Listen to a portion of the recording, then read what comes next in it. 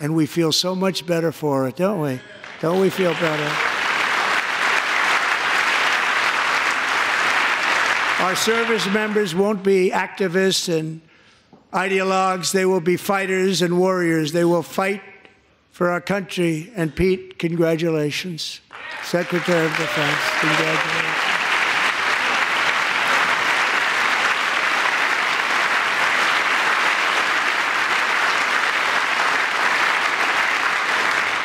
And he's not big into the woke movement, I can tell you. I know him well.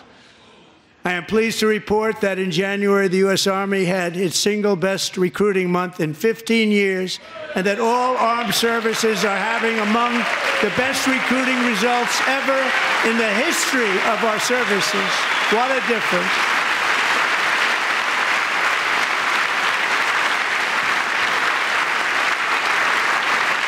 And you know, it was just a few months ago where the results were exactly the opposite. We couldn't recruit anywhere. We couldn't recruit. Now we're having the best results just about that we've ever had. What a tremendous turnaround. It's really a beautiful thing to see. People love our country again. It's very simple. They love our country, and they love being in our military again. So it's a great thing, and thank you very much. Great job. Thank you.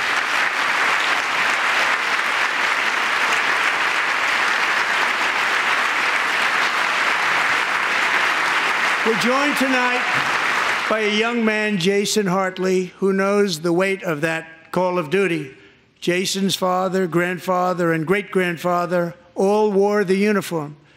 Jason tragically lost his dad, who was also a Los Angeles County Sheriff's deputy when he was just a boy, and now he wants to carry on the family legacy of service.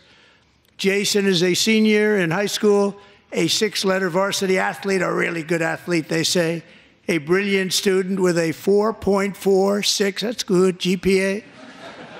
And his greatest dream is to attend the U.S. Military Academy at West Point.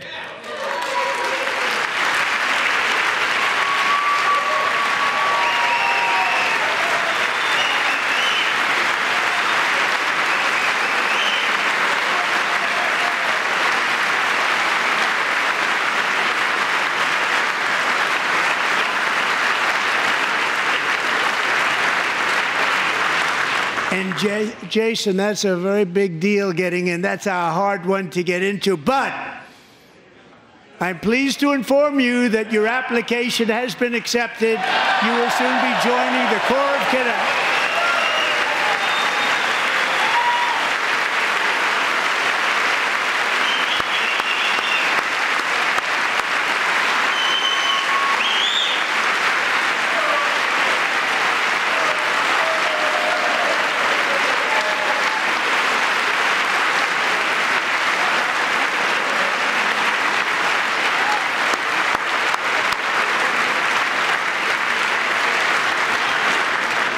Thank you. Jason, you're going to be on the long gray line, Jason. As Commander-in-Chief, my focus is on building the most powerful military of the future. As a first step, I'm asking Congress to fund a state-of-the-art Golden Dome missile defense shield to protect our homeland, all made in the USA.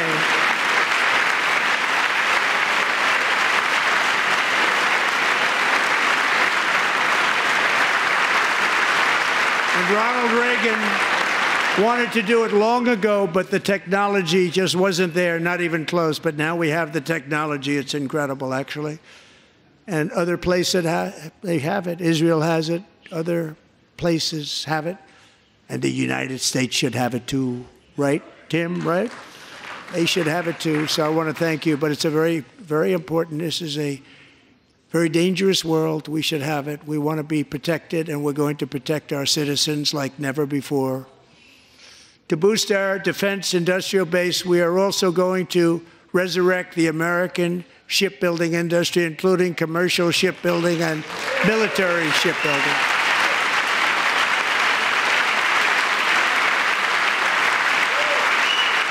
And for that purpose, I am announcing tonight that we will create a new Office of Shipbuilding in the White House and offer special tax incentives to bring this industry home to America where it belongs. We used to make so many ships. We don't make them anymore very much, but we're going to make them very fast, very soon.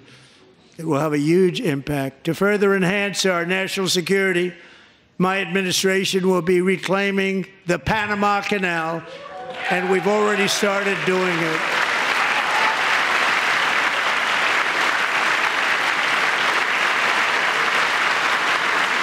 Just today, a large American company announced they are buying both ports around the Panama Canal and lots of other things having to do with the Panama Canal and a couple of other canals. The Panama Canal was built by Americans for Americans, not for others, but others could use it. But it was built at tremendous cost of American blood and treasure. 38,000 workers died building the Panama Canal. They died of malaria. They died of snake bites and mosquitoes. Not a nice place to work. They paid them very highly to go there, knowing there was a 25% chance that they would die. The most expensive project also that was ever built in our country's history, if you bring it up to modern day costs. It was given away by the Carter administration for $1. But that agreement has been violated very severely. We didn't give it to China. We gave it to Panama, and we're taking it back.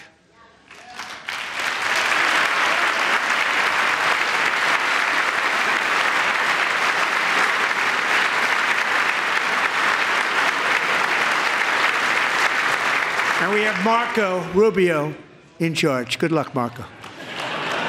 Now, we know who to blame if anything goes wrong. Marco's been amazing, and he's going to do a great job. Think of it. He got 100 votes. You know, he was approved with actually 99, but the 100th was this gentleman, and I feel very certain. So let's assume he got 100 votes. And I'm either very, very happy about that or I'm very concerned about it. But he's already proven. I mean, he's a great gentleman. He's respected by everybody, and we appreciate you voting for Marco. He's going to do a fantastic job. Thank you. Thank you. He's doing a great job. Great job. And I also have a message tonight for the incredible people of Greenland. We strongly support your right to determine your own future. And if you choose, we welcome you into the United States of America. We need Greenland for national security and even international security, and we're working with everybody involved to try and get it. But we need it really for international world security, and I think we're going to get it. One way or the other, we're going to get it. We will keep you safe. We will make you rich, and together we will take Greenland to heights like you have never thought possible before. It's a very small population, but very, very large piece of land and very, very important for military security. America is once again standing strong against the forces of radical Islamic terrorism. 3.5 years ago, ISIS terrorists killed 13 American service members and countless others in the Abbey Gate bombing during the disastrous and incompetent withdrawal from Afghanistan. Not that they were withdrawing, it was the way they withdrew. Perhaps the most embarrassing moment in the history of our country. Tonight, I am pleased to announce that we have just apprehended the top terrorist responsible for that atrocity, and he is right now on his way here to face the swift sword of American justice.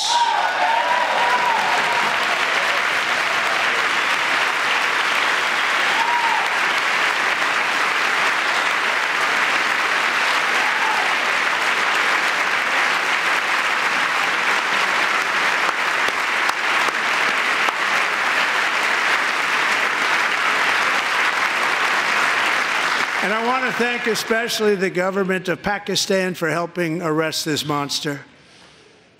This was a very momentous day for those 13 families who I actually got to know very well, most of them, whose children were murdered, and the Many people that were so badly, over 42 people, so badly injured on that fateful day in Afghanistan. What a horrible day. Such incompetence was shown that when Putin saw what happened, I guess he said, wow, maybe this is my chance. That's how bad it was. Should have never happened. Grossly incompetent people. I spoke to many of the parents and loved ones, and they're all in our hearts tonight. Just spoke to them on the phone. We had a big call. Every one of them called, and everybody was on the line, and they did nothing but cry with happiness. They were very happy, as happy as you can be under those circumstances. Their child, brother, sister, son, daughter was killed for no reason whatsoever. In the Middle East, we're bringing back our hostages from Gaza. In my first term, we achieved one of the most groundbreaking peace agreements in generations, the Abraham Accords.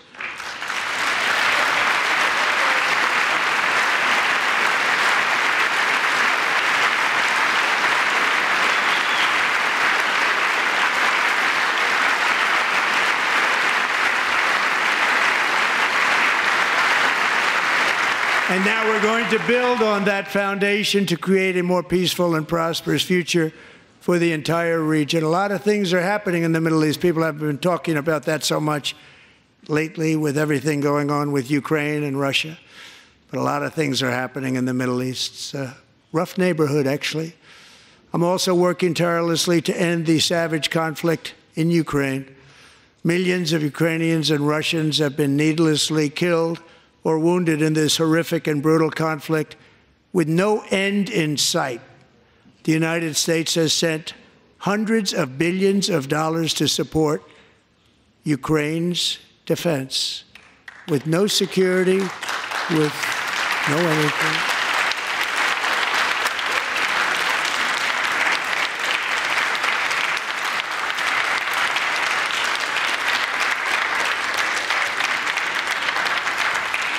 Do you want to keep it going for another 5 years?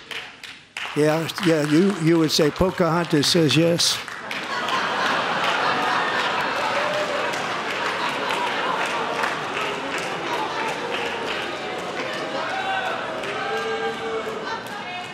$2,000 people are being killed every single week.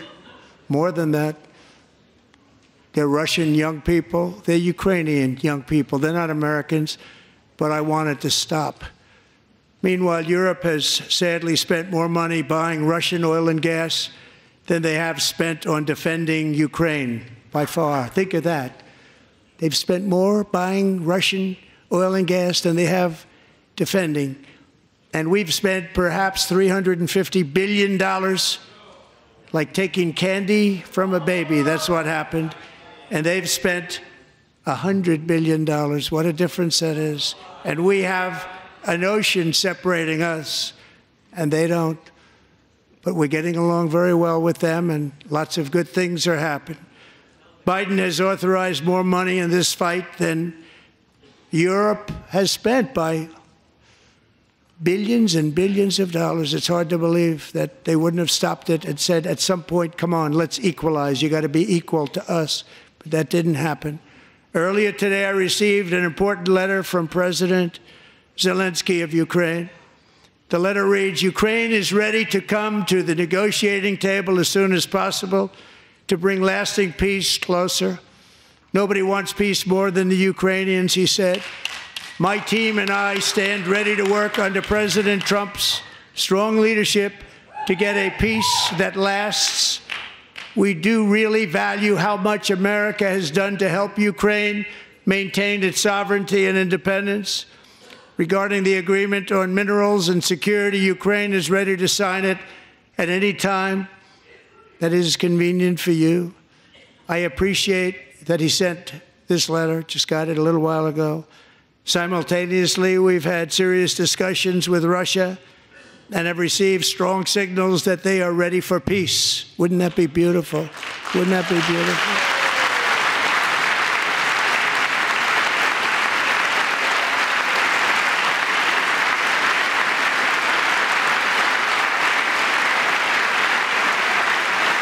Wouldn't that be beautiful?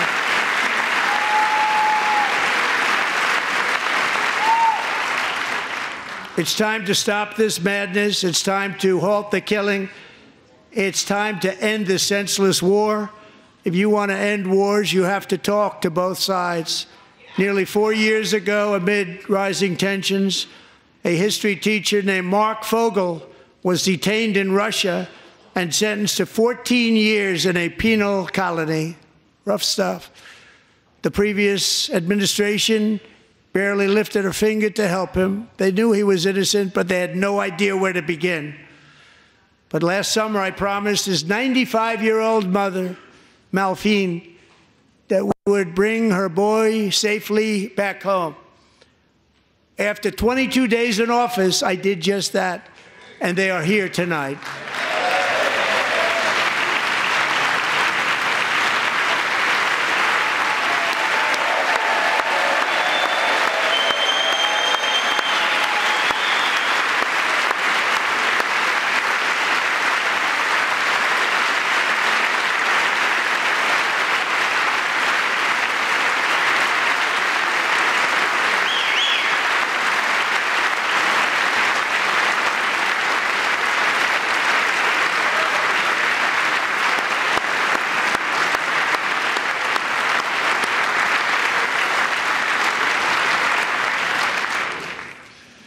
To Mark and his great mom, we are delighted to have you safe and sound and with us. As fate would have it, Mark Fogel was born in a small rural town in Butler, Pennsylvania. Have you heard of it? Where his mother has lived for the past 78 years. I just happened to go there last July 13th for a rally. That was not pleasant. And that is where I met his beautiful mom right before I walked onto that stage. And I told her I would not forget what she said about her son. And I never did I? Never forgot. Less than 10 minutes later, at that same rally, gunfire rang out, and a sick and deranged assassin unloaded 8 bullets from his sniper's perch into a crowd of many thousands of people. My life was saved by a fraction of an inch, but some were not so lucky. Corey Comparator was a firefighter, a veteran, a Christian, a husband, a devoted father, and above all, a protector. When the sound of gunshots pierced the air, it was a horrible sound. Corey knew instantly what it was and what to do. He threw himself on top of his wife and daughters and shielded them from the bullets with his own body. Corey was hit really hard. You know the story from there. He sacrificed his life to save theirs. 2 others, very fine people, were also seriously hit. But thankfully, with the help of 2 great country doctors, we thought they were gone and they were saved. So those doctors had great talent. We're joined by Corey's wife, Helen, who was his high school sweetheart, and their 2 beloved daughters, Allison and Kaylee. Thank you.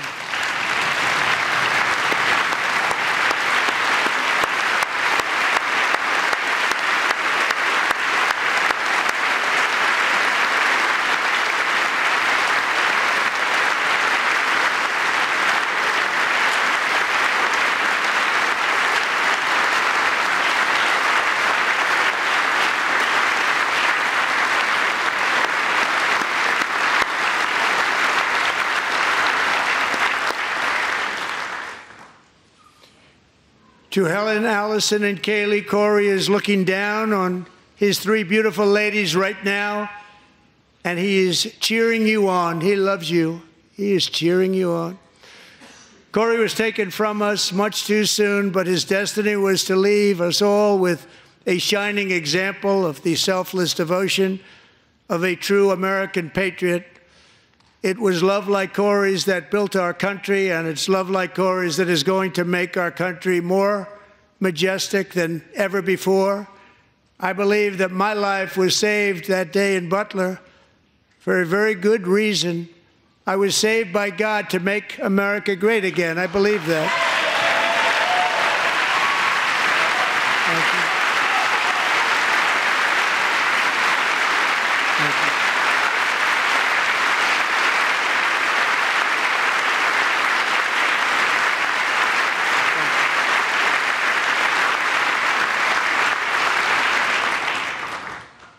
Thank you very much. From the patriots of Lexington and Concord to the heroes of Gettysburg and Normandy, from the warriors who crossed the Delaware to the trailblazers who climbed the Rockies, and from the legends who soared at Kitty Hawk to the astronauts who touched the moon, Americans have always been the people who defied all odds, transcended all dangers, made the most extraordinary sacrifices, and did whatever it took to defend our children, our country, and our freedom. And as we have seen in this chamber tonight, that same strength, faith, love, and spirit is still alive and thriving in the hearts of the American people. Despite the best efforts of those who would try to censor us, silence us, break us, destroy us, Americans are today a proud, free, sovereign, and independent nation that will always be free, and we will fight for it till death. We will never let anything happen to our beloved country, because we are a country of doers, dreamers, fighters, and survivors. Our ancestors crossed a vast ocean, strode into the unknown wilderness, and carved their fortunes from the rock and soil of a perilous and very dangerous frontier. They chased our destiny across a boundless continent.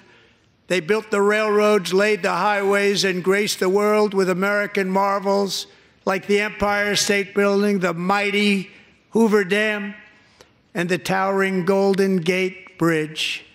They lit the world with electricity, broke free of the force of gravity, fired up the engines of American industry, vanquished the communists, fascists, and Marxists all over the world, and gave us countless modern wonders sculptured out of iron, glass, and steel.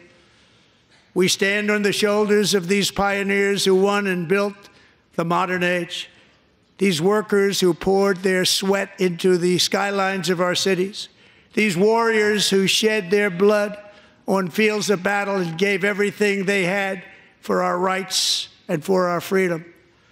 Now it is our time to take up the righteous cause of American liberty. And it is our turn to take America's destiny into our own hands and begin the most thrilling days in the history of our country. This will be our greatest era. With God's help, over the next 4 years, we are going to lead this nation even higher, and we are going to forge the freest, most advanced, most dynamic, and most dominant civilization ever to exist on the face of this earth.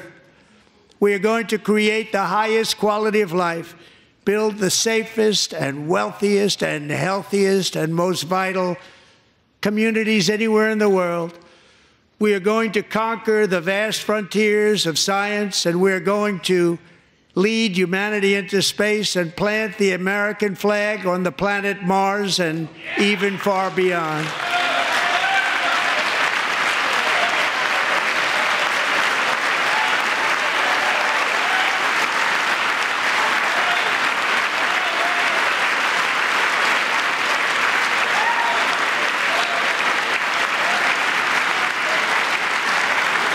And through it all, we are going to rediscover the unstoppable power of the American spirit.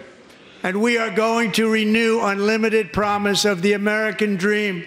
Every single day, we will stand up and we will fight, fight, fight for the country our citizens believe in and for the country our people deserve.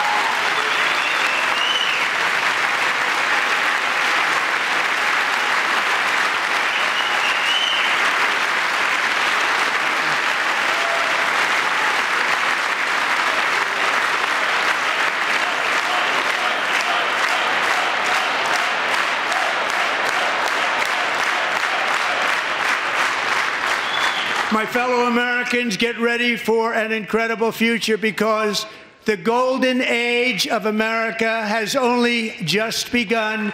It will be like nothing that has ever been seen before. Thank you, God bless you, and God bless America.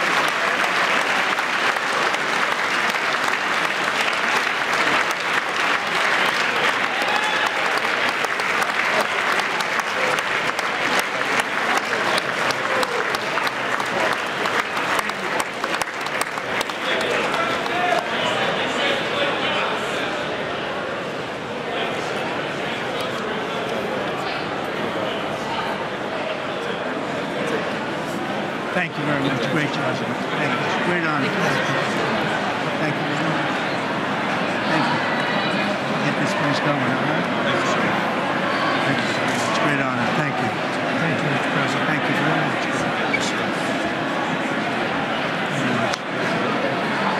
Thank you very much. Appreciate it. Thank you. See you soon. Teaching young people to love America. Well, I'm trying to. Great night. Thank you. Best of your family. Thanks. Thank you very much. Appreciate it. Howard. Thank you again. Thank you again. Won't forget. So good. That's good. So good, sir. Thank you. Thank you. Terrific, Mr. Really good. Really outstanding. Thanks. अमरीकी सदर Donald Trump का कांग्रेस में पहले खिताब में पाकिस्तान से इजहार तशक्कुर, कहा कि खुशी है अफगानिस्तान में दहशतगर्दी का बड़ा जिम्मेदार पकड़ा गया। इस गिरफ्तारी में मदद पर पाकिस्तान का खुसूसी तौर पर शुक्रिया अदा करता हूँ। अफगानिस्तान में अमरीकियों को हलाक करने वाला दहशतगर्द अमरीका लाया जा रहा है।